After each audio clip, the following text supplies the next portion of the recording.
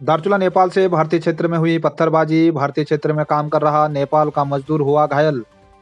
काली नदी किनारे धारचूला में भारत के द्वारा तटबंध निर्माण का कार्य कराया जा रहा है, जिसमें नेपाल के द्वारा बाधा पहुंचाने का सिलसिला लगातार जारी है। रविवार को घटखोला भारतीय क्षेत्र में कार्य कर रहे कंपनी के लोगों पर नेपाल क्षेत्र से अचानक भारी मात्रा में पत्थरबाजी शुरू कर दी गई, जिसमें भारतीय क्षेत्र में काम कर रहा डडेलधुरा निवासी जय सिंह सर में चोट लगने से गंभीर रूप से घायल हो गया, जिसका सीएचसी धारचूला में उपचार कराया गया।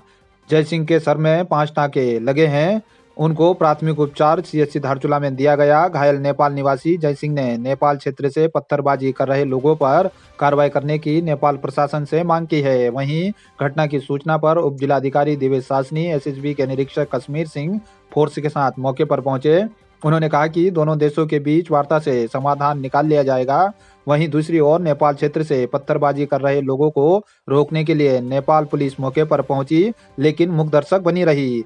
नेपाल के द्वारा तटबंध निर्माण कार्य शुरू होने के बाद से पुल में 7 बार पत्थरबाजी की घटना को अंजाम दिया जा चुका है। भारतीय लोगों ने भी नेपाल के द्वारा की जा रही पत्थरबाजी को लेकर नाराजगी जताई है। मेरा नेपाल है, यहाँ से ऊपर से आया मैं, यहाँ से गाड़ी लेके ऊपर जाने तक नेपाल से पत्थर मारा, उसके बाद इधर लग गया। नाम पुष्कर सिंह। कहाँ के निवासी हैं आप? नेपाल डडेलधुरा। और कितने पत्थरबाजी की उधर से लोगों ने? वो बहुत किया उधर से पत्थर। वो कुछ नहीं देख रहे थे? कुछ नहीं देख रहे थे। तो क्या कहना चाहेंगे आप? नेपाल के नागरिक भी हैं और नेपाल के लोग पत्थरबाजी कर रहे हैं काम करते समय, तो क्या कहना चाहेंगे उनसे? उनको कार्रवाई होना चाहिए। जिन लोगों ने आप पे पत्थर मारा है उन लोगों को कार्रवाई होनी चाहिए। और दोनों देशों के हम रोटी बेटी का हमारा रिश्ता है, तो ऐसे में आप क्या कह रहे हैं नेपाल के लोगों को जो पत्थर मार रहे हैं, उनसे क्या कहना चाह रहे हैं? उनको कार्रवाई होना चाहिए।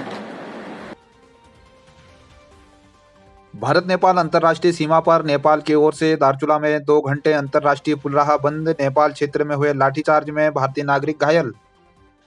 भारत नेपाल अंतर्राष्ट्रीय झूला पुल धारचूला में आज दोपहर बाद अचानक धारचूला नेपाल में अंतर्राष्ट्रीय झूला पुल को बंद कर दिया गया, जिससे भारत और नेपाल में दोनों देशों के सैकड़ों नागरिक फंस गए।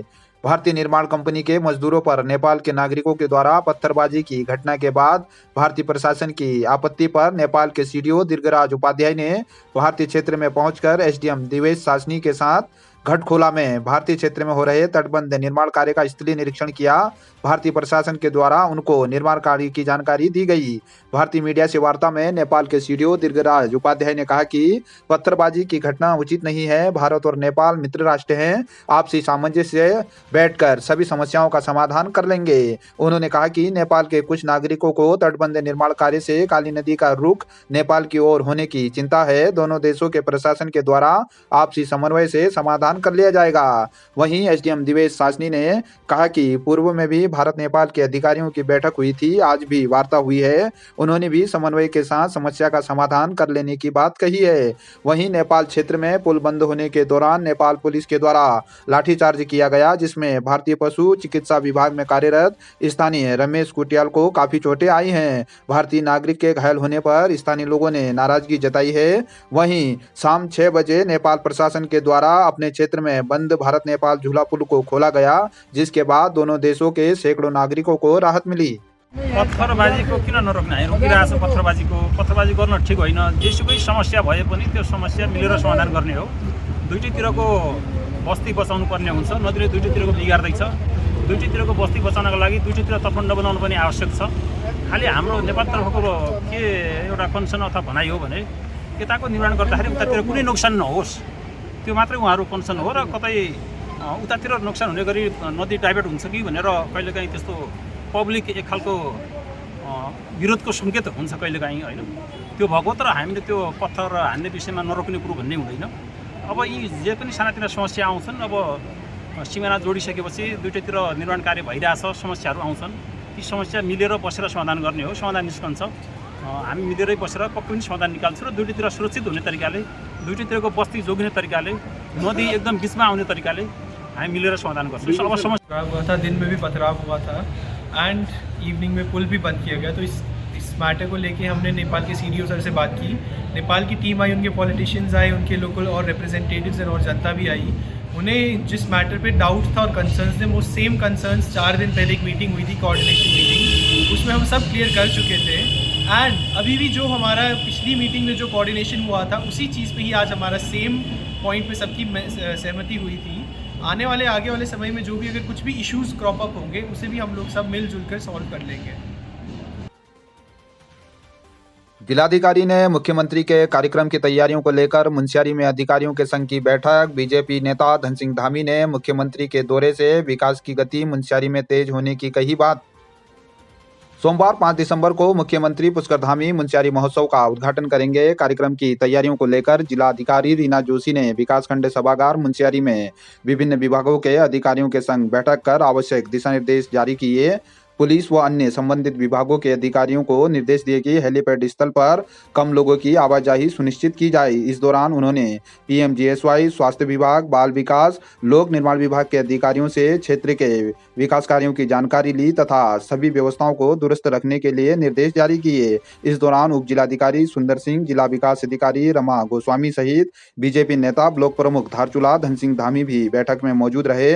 उन्होंने क्षेत्रवासियों की ओर से मुख्यमंत्री का मुंशियारी आगमन को लेकर स्वागत करते हुए क्षेत्र के विकास को नए आयाम मिलने की बात कही है। प्रदेश के यशस्वी मुख्यमंत्री श्रीमान पुष्कर सिंह धामी जी का जनपद पिथौरागढ़ के विकासखंड मुंशियारी में कल आगमन है, जिस निमित्त जिलाधिकारी महोदय के साथ बैठ के सभी अधिकारियों की एक बैठक में बैठने का मुझे सौभाग्य मिला कि माननीय मुख्यमंत्री जी का कार्यक्रम ठीक ठाक ढंग से सफल हो और विकास मुंशियारी विकास प्रदर्शनी मुंशियारी महोत्सव में माननीय मुख्यमंत्री जी आ रहे हैं उद्घाटन के लिए। मेरी पूरी विधानसभा के लोग कार्यकर्ताओं से, जनता से अनुरोध है कि माननीय मुख्यमंत्री जी के कार्यक्रम को सफल बनाने के लिए अधिक से लोग इस कार्यक्रम में उपस्थित होंगे और आशा नहीं पूर्ण विश्वास है जो भी हम समस्या रखेंगे माननीय मुख्यमंत्री जी हमारी समस्या का समाधान करेंगे।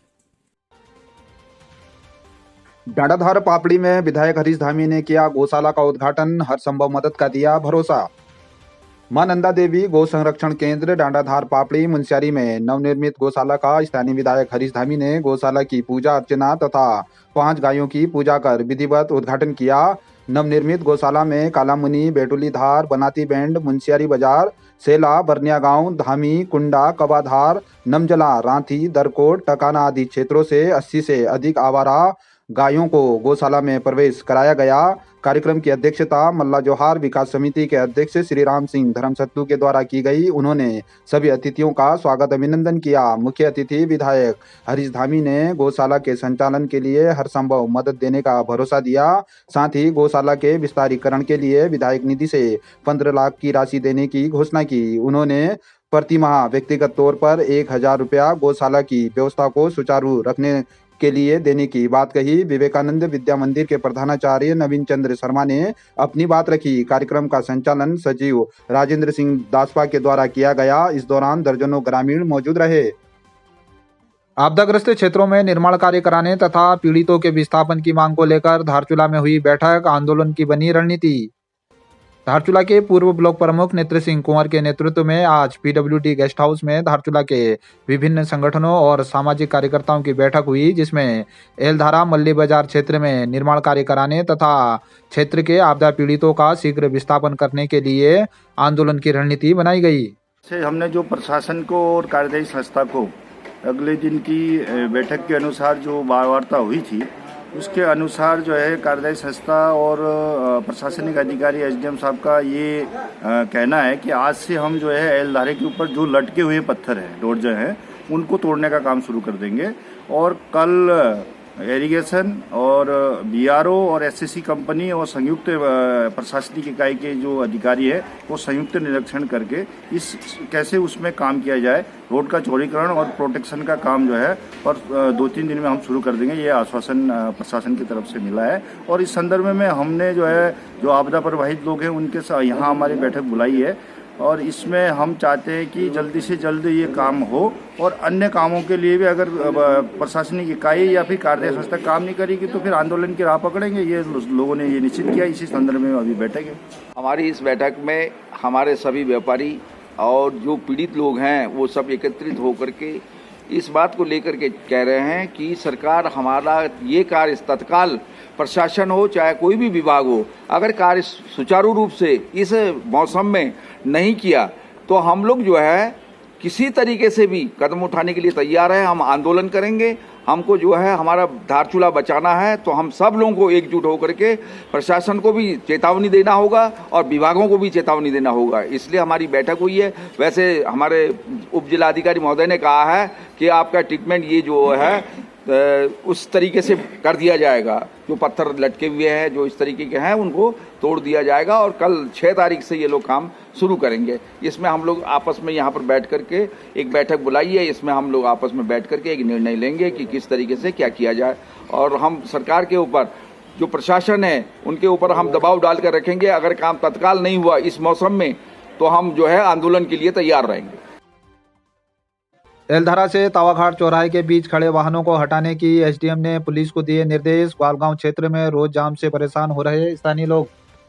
नगर पालिका धारचूला के ग्वालगांव वार्ड में तावाघाट चौराहे से एलधारा के बीच आए दिन एनएच में जाम की समस्या गंभीर होते जा रही है, जिसके चलते दारमा, चौदास, ब्यास वैली के 3 दर्जन तथा निचले क्षेत्र के 15 से अधिक गांवों के सैकड़ों यात्री सहित सेना के जवानों को भी भारी जाम के चलते दिक्कतों का सामना करना पड़ता है। उप जिलाधिकारी ने प्रभारी निरीक्षक थाना कोतवाली धारचूला को 3 दिनों में क्षेत्र में खड़े वाहनों को हटाने के निर्देश दिए हैं। उल्लंघन करने वालों पर सख्त कार्रवाई करने की बात कही है। एसडीएम कार्यालय को अवगत कराने के लिए भी निर्देशित किया गया है।